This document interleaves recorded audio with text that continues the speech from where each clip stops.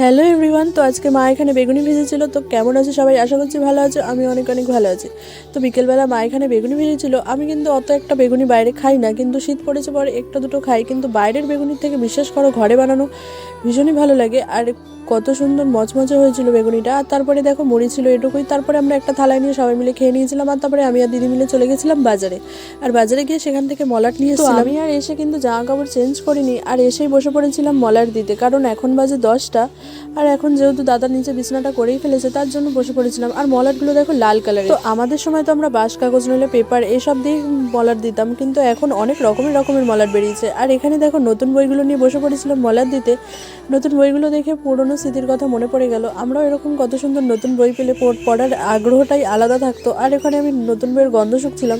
জানো তো, আমার এরকম অভ্যাসটা ছিল, আমি নতুন বই পেলেই আগে গন্ধ শুকতাম। তো আমার মতো তোমাদের কার কার এরকম অভ্যাস ছিল বলো তো, কমেন্টে কিন্তু অবশ্যই জানিও। তো তারপরে আমি এখানে দেখো মলাট দিতে বসে পড়েছিলাম।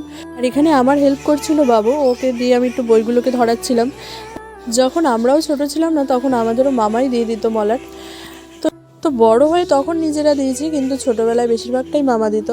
আর তাই এখন দেখো ওদেরটাও কিন্তু আমরাই, মানে মামা মাসি, তো ওদেরটাও কিন্তু আমরাই করে দিচ্ছি। আর এখানে দেখো আমি যেহেতু মলাট দিচ্ছিলাম, আর অনেকগুলো বই খাতা তো দুটোতেই দিতে হবে, তার জন্য দাদাও এখানে বসে পড়েছিল হেল্প করতে। আসলে ও খেতে গেছিলো, ও চলে এসেছিলো আমার সাথে হেল্প করতে।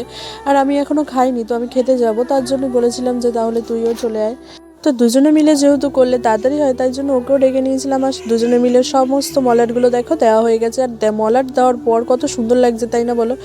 যেমন জামা কাপড় পরালে সব কিছুতেই তো ভালো লাগে। আর এখানে দেখো দাদা তারপরে স্টিকার লাগিয়ে নাম লিখে দিয়েছিল। আর আমি তো যেহেতু খেতে গেছিলাম, তো এখানে পড়ানো হয়ে গেছে। আর তারপরে যে বইয়ের দোকানে গেছিলাম না, এত সুন্দর একটা মা সরস্বতীর ক্যালেন্ডার দিয়েছিল ছোট, এর মধ্যে না সব কিছু লেখা। তারপরে খেয়ে দিয়ে নিয়ে ঘুমিয়ে পড়েছিলাম। চলো টাটা।